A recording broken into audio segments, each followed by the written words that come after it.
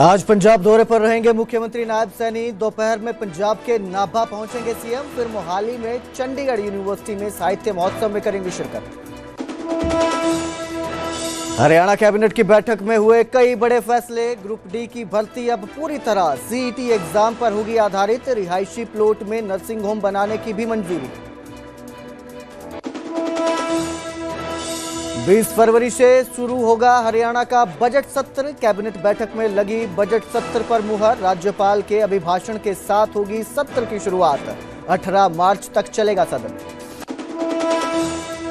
हरियाणा में निकाय चुनावों को लेकर पार्टियों की तैयारी तेज। सभी पार्टियों ने सिंबल पर निगम चुनाव लड़ने का किया ऐलान। बीजेपी कांग्रेस ने कार्यकर्ताओं से मांगे आवेदन। पंचकुला, सोनीपत, अंबाला में होंगे निगम चुनाव। यमुनानगर में पुलिस और बदमाशों में मुठभेड़। पुलिस की गोली से बचने के लिए पुल से नीचे कूदा बदमाश, दोनों टांगे टूटी। पुलिस ने गिरफ्तार कर अस्पताल में किया भर्ती। गैंगस्टरों को हथियार सप्लाई करता था आरोपी। फरीदाबाद में मुस्लिम प्रेमी के लिए पत्नी ने कर डाली पति की हत्या। पहले शराब पार्टी की, फिर पति को उतारा मौत के घाट। रेलवे ट्रैक पर शव फेंककर हादसा दिखाने की कोशिश। 2 महीने बाद हुआ खुलासा। फरीदाबाद में एसबीआई के लॉकर से गायब हुआ करोड़ों का सोना चांदी। पीड़ित ग्राहक ने बैंक अधिकारियों पर लगाए मिली भगत के आरोप। जांच में जुटी पुलिस। एक ही दिन में 2 बड़े हादसों से दहला हरियाणा। यमुनानगर में पति और पति पत्नी बच्चे की सड़क हादसे में मौत। फतेहाबाद में बाप बेटे को बस ने कुचला। न्यूज हेडलाइंस के प्रायोजक पतंजलि गाय का घी, मां का भरोसा, प्यार से परोसा।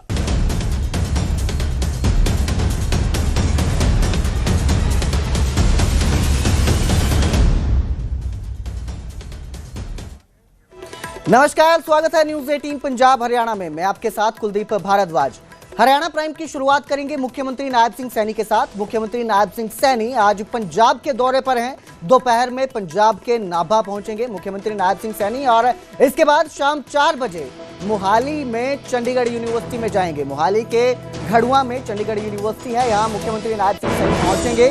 चंडीगढ़ यूनिवर्सिटी में विकसित भारत साहित्य महोत्सव कार्यक्रम में शामिल होंगे। तो आज पंजाब दौरे पर हैं मुख्यमंत्री नायब सिंह सैनी और इसके बाद पहले नाभा पहुंचेंगे नायब सिंह सैनी और उसके बाद शाम 4 बजे मोहाली जाएंगे। मोहाली स्थित चंडीगढ़ यूनिवर्सिटी में कार्यक्रम में विकसित भारत साहित्य महोत्सव कार्यक्रम में शिरकत करेंगे, शामिल होंगे।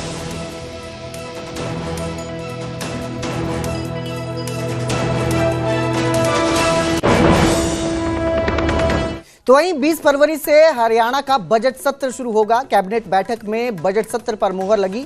20 फरवरी को सुबह 11 बजे कार्यवाही शुरू होगी। 18 मार्च तक बजट सत्र चलेगा।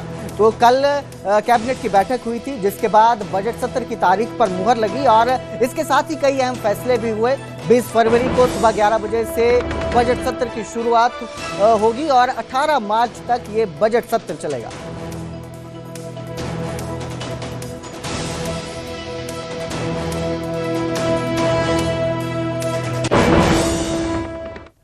हरियाणा कैबिनेट की बैठक में कई बड़े फैसले हुए। ग्रुप डी की भर्ती को लेकर सरकार का बड़ा फैसला सामने आया। अब ग्रुप डी को जो भर्ती है वो सीईटी एग्जाम पर आधारित होगी। ग्रुप डी कर्मचारी अधिनियम 2018 में संशोधनों को मंजूरी दी गई।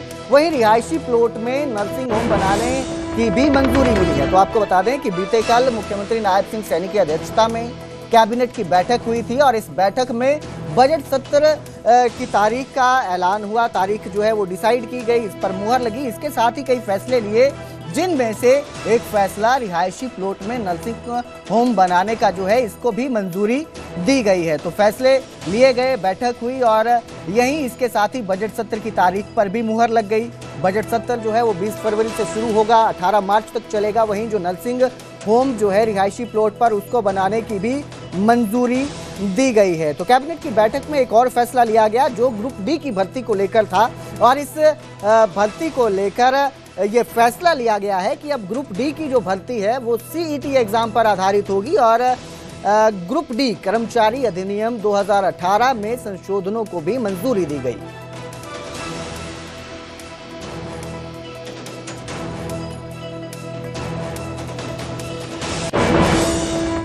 तो वहीं हरियाणा में जल्द ही नगर निकाय के चुनाव होंगे और 3 नगर निगम नगर परिषद में ये चुनाव होंगे। लगभग सभी पार्टियां अपने सिंबल पर चुनाव लड़ेंगी।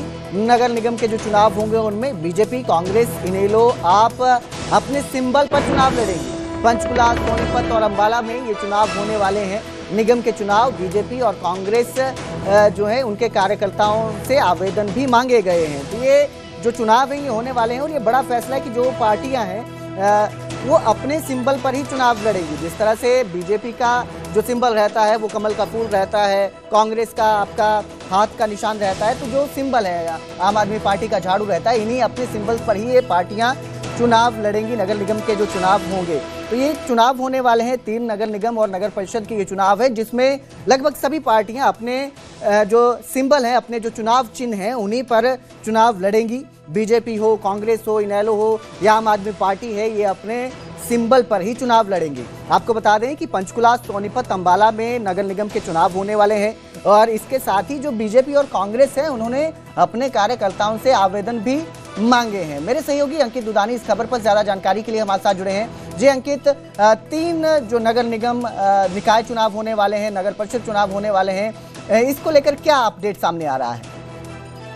बिल्कुल, नगर निगम और नगर परिषद के चुनाव होने हैं और उनका जो कार्यकाल है वो पहले ही पूरा हो चुका है। जनवरी में बात करें तो जनवरी में उनका कार्यकाल पूरा हो चुका है, लेकिन अभी तक विभाग के जो चुनाव आयोग है उसकी तरफ से ये शेड्यूल जारी नहीं किया गया है नए चुनाव का लेकर के। लेकिन बात करें पार्टियों की तो पार्टियां पूरी तरह से तैयार नजर आ रही हैं। वो चाहे भाजपा की बात करें, कांग्रेस की बात करें, इंडियन नेशनल लोकदल की बात करें या आम आदमी पार्टी की बात करें, सभी पार्टियों ने ऐलान किया है कि वो नगर निगम चुनाव अपने निशान पर लड़ेंगी। अपने जो चुनाव निशान है उस पर चुनाव लड़ा जाएगा, तो कहीं ना कहीं चुनाव रोचक होगा। और भाजपा और कांग्रेस ने तो एक कदम और आगे बढ़ते हुए जो उम्मीदवार चुनाव लड़ना चाहते हैं, जो कार्यकर्ता चुनाव लड़ना चाहते हैं, उम्मीदवार बनना चाहते हैं, तो उनसे नाम तक मांग लिए हैं कि वो अपना आवेदन करें, जो जिला स्तर पर आवेदन करें और जिला स्तर फिर जो है प्रदेश स्तर पर वो चीजें भेजेगा और उसमें से नाम फाइनल किए जाएंगे कि किसको मेयर का चुनाव लड़वाना है, किसको जो है पार्षद का चुनाव लड़वाना है। तो इसी तरह से कांग्रेस में भी दोनों पार्टियों में ही आवेदन मांगे गए हैं। जल्द ही कार्यकर्ता आवेदन जमा करवाते हुए नजर आएंगे और उम्मीद यही जताई जा रही है कि मार्च के आखिरी सप्ताह में ये चुनाव हो सकते हैं, क्योंकि अभी जो बजट सेशन है वो 20 फरवरी से शुरू हो रहा है और लगभग 18 मार्च तक जो बजट सेशन चलने वाला है। तो उम्मीद यही जताई जा रही है कि उसके बाद मार्च के आखिरी सप्ताह के अंदर ये नगर निकाय चुनाव हो सकते हैं। जी बहुत बहुत शुक्रिया इस तमाम जानकारी के लिए अंकित। तो उम्मीद जताई जा रही है कि मार्च के आखिर तक ये चुनाव हो सकते हैं और पार्टियों ने जो है कांग्रेस और बीजेपी ने तो आवेदन भी मांग लिए हैं। तो वहीं हरियाणा सिख गुरुद्वारा एक्ट में संशोधन की मांग की गई है। HSGMC के प्रधान झिंडा ने सीएम नायब सिंह सैनी को पत्र लिखा और इस पत्र में उन्होंने हरियाणा सिख गुरुद्वारा एक्ट में संशोधन की मांग उठाई है। बैठक में 2/3 मेंबर्स के कोरम के नियम में बदलाव की मांग की गई है। आपको बता दें कि 2/3 मेंबर्स का कोरम साधारण है, बैठक के लिए जरूरी है, लेकिन ऐसा कहा जा रहा है कि 2/3 मेंबर्स का कोरम साधारण बैठक के लिए जरूरी नहीं है, ऐसा झिंडा का कहना है। 2/3 बहुमत कमेटी के कामकाज में बाधा डालता है। तो ये प्रधान है HSGMC के हरियाणा सिख गुरुद्वारा मैनेजमेंट कमेटी के जो प्रधान है जगदीश सिंह झिंडा, उन्होंने जो है ये मांग की है। 104 करोड़ के बजट को लेकर दादूवाल और झिंडा आमने सामने है। इसको लेकर भी हमने आपको खबर दिखाई थी पहले कि 104 करोड़ के बजट को लेकर भी दोनों आमने सामने आ चुके हैं, दादूवाल और झिंडा। और अब ये जो है नई मांग की गई है, इसमें हरियाणा सिख गुरुद्वारा एक्ट में संशोधन की मांग की गई है और बैठक में 2/3 मेंबर्स के कोरम के नियम के बदलाव की ये मांग है।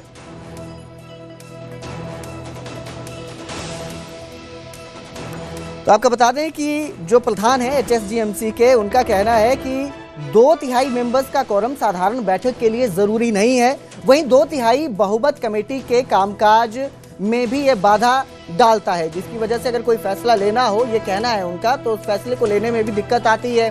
और इसी जो इनका 2/3 बैठक मेंबर्स का ये कोरम का नियम है, इसमें बदलाव करने की मांग की गई है। हरियाणा सिख गुरुद्वारा मैनेजमेंट कमेटी जो है उसके प्रधान जगदीश सिंह झिंडा ने मुख्यमंत्री नायब सिंह सैनी को पत्र लिखा और पत्र लिखकर सिख गुरुद्वारा एक्ट में, हरियाणा सिख गुरुद्वारा एक्ट में संशोधन करने की मांग उठाई है। तो वहीं 104 करोड़ के बजट को लेकर भी आपको बता दें कि दादूवाल और जिंडा आमने सामने हैं, जिसको लेकर अभी करीब 3 दिन पहले ही पंचकुला में भी सुनवाई हुई थी और इसको लेकर कई तरह की बातें की जा रही हैं, कई तरह के जो है बयानबाजी सामने आ रही है। मेरे सहयोगी सूरज भारद्वाज इस खबर पर ज़्यादा जानकारी के लिए हमारे साथ जुड़े हैं। जी सूरज, एक मांग की गई है हरियाणा सिख गुरुद्वारा मैनेजमेंट कमेटी के प्रधान की तरफ से, जो हरियाणा सिख गुरुद्वारा एक्ट संशोधन है उसमें संशोधन करने की जो है मांग की गई है। क्या अपडेट इसको लेकर, क्या जानकारी? देखिए, इसमें एसएसजीएमसी के प्रधान जगदीश झिंडा ने पत्र लिखा है मुख्यमंत्री को और हरियाणा सिख मैनेजमेंट एक्ट में बदलाव की मांग की है। उनका कहना है कि 2/3 बहुमत की आड़ में जो कुछ सदस्य जो सहमत नहीं हैं, सीधे तौर पर उनका इशारा जो है दादूवाल गुट की तरफ से है। उनका कहना है कि जो कमेटी के रूटीन के कामकाज होते हैं उनमें वो जानबूझकर शामिल नहीं होते हैं। और ये विवाद शुरू हुआ था जब 104 करोड़ का बजट पास हुआ था। दादूवाल ग्रुप ने इसको लेकर के सिख जुडिशियल कमीशन में मामला लेकर के गए थे, कहा था कि बिना कोरम के ये बजट जो है पास किया गया था, जो अभी भी विचाराधीन है, उसमें सुनवाई चल रही है। तो इसको लेकर के जिंदा का कहना है कि इसकी आड़ में लोग जो जानबूझ करके मीटिंग में शामिल नहीं होते हैं और उसके बाद ये कहा जाता है कि कोरम पूरा नहीं है। तो रूटीन के कामकाज में जो कमेटी के हैं उसमें खर्चों की बात करें या और रूटीन के काम हैं उनमें किसी तरह की बाधा ना आए, इसको लेकर के मुख्यमंत्री को पत्र लिखा है और उनसे अपील की गई है कि वो जो हरियाणा सिख गुरुद्वारा एक्ट जो है उसमें संशोधन किया जाए ताकि जो काम जो है वो प्रभावित उसके ना हो। और दोनों जो है गुट आमने सामने है, उसको लेकर के ये कदम उठाया गया है ताकि आगे भी इस तरह की, क्योंकि 10 फरवरी को जनरल हाउस की बैठक होनी है। जिंदा का ये भी कहना है कि जनरल हाउस की बैठक हो या कार्यकारिणी की बैठक हो, दोनों में ही ये नियम है कि 2/3 बहुमत होना चाहिए। तो उस बहुमत को ना होने की जो प्रावधान है उसके लिए ये पत्र लिखा गया है। जी, बहुत बहुत शुक्रिया इस तमाम जानकारी के लिए सूरज। तो फिलहाल अपील की गई है संशोधन करने की, अब देखना ये है किस पर क्या फैसला लिया जाता है।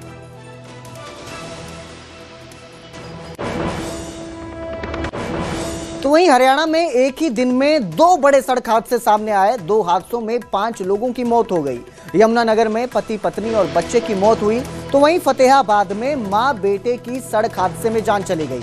यमुनानगर में जो हादसा हुआ है वो पानसरा फाटक के पास हुआ है। बताया जा रहा है कि तेज रफ्तार से आ रहे डंपर ने मोटरसाइकिल सवार पति पत्नी और बच्चे को कुचल दिया, जिसमें तीनों गंभीर रूप से घायल हो गए और बाद में इलाज के दौरान उन्होंने दम तोड़ दिया। उधर फतेहाबाद में जो हादसा हुआ है उसमें बस चालक पर लापरवाही से गाड़ी चलाने के आरोप लगे हैं। दोनों ही मामलों में परिवार ही खत्म हो गए। तो 2 बड़े हादसे 2 जगहों से सामने आए और एक ही दिन में ये दोनों हादसे सामने आए हैं, जिनमें 5 लोगों की मौत हो गई और 2 परिवार खत्म हो गए। 2 तस्वीरें आपकी स्क्रीन पर, एक यमुनानगर की तस्वीर है और दूसरी फतेहाबाद। ये ट्रक एक्सीडेंट हुआ भैया यहाँ फाटक के पास और उसी दुर्घटना में तीनों की मौत हो गई है। कौन कौन थे इसमें सचिन था जो मेरा छोटा भाई था और उसकी वाइफ थी और उसका बच्चा था 4 साल का। हाँ जी, 7 महीने की प्रेग्नेंट थी वो। तो सचिन के पास कितने बच्चे हैं? पहले 2 बच्चे हैं, एक लड़की है 6 साल की। तो हादसा ऐसे हुआ, मेरे पास आया फोन, जो इसका भाई का जो दुकानदार मालिक था उसके पास फोन आया, उसने बताया मेरे को भैया ऐसे ऐसे हो गया। और अब जिक्र करेंगे यमुनानगर का, जहां पुलिस और बदमाशों के बीच एनकाउंटर हुआ और इस एनकाउंटर के दौरान पुलिस बदमाशों के बीच ताबड़तोड़ गोलियां चली। पुलिस से बचने के लिए बदमाश ने पुल से नीचे छलांग लगा दी और इस पुल से कूदने के कारण बदमाश की दोनों टांगें टूट गई। ऐसा बताया जा रहा है। आरोपी जो है वो हथियार सप्लाई करता था बदमाशों को, ये आरोप है उस पर। गैंगस्टर काला राणा के भाई की गैंग को हथियार बेचता था, ये आरोप है। ये जो मुठभेड़ हुई है ये यमुनानगर के कस्बा थाना छप्पर इलाके के सियालवा गांव में हुई है और बताया जा रहा है कि एनकाउंटर के बाद जो आरोपी है वो पुल से कूदा, जिसकी वजह से उसकी दोनों टांगें टूट गई है। जब पुलिस ने बदमाश को रोका तो बदमाश ने पुलिस पर फायरिंग कर दी और इसके बाद जब पुलिस ने फायरिंग शुरू की तो जान बचाने के लिए वो पुल से कूद गया। चलो